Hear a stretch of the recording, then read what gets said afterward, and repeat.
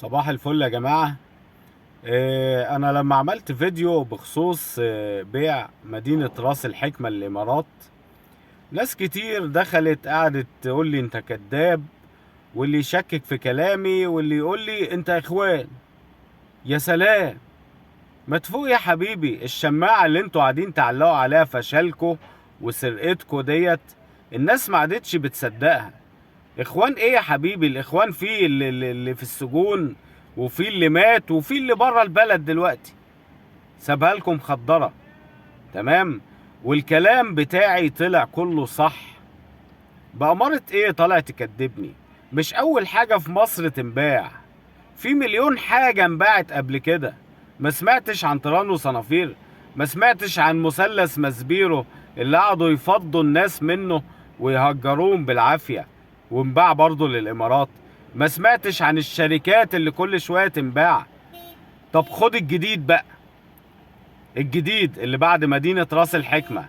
عارف انت ايرادات بتاع قناة السويس اللي لسه هتيجي؟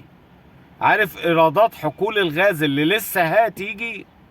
تخيل كل ده هيترهن وهتاخد فلوس على حسه، ولما يجيلك مش هيجيلك انت بقى، هيروح للناس اللي هي ادتك الفلوس. اصحى يا حبيبي وصباح الفل. انا كان عندي بس تعليق بسيط، خده ولا لوحه يعني. ارض مدينة راس الحكمة ديت 220 كيلو متر. تمام. لو حسبتها بالآلة الحاسبة هتلاقي الامارات واخداها المتر بحوالي 2800 جنيه مصري.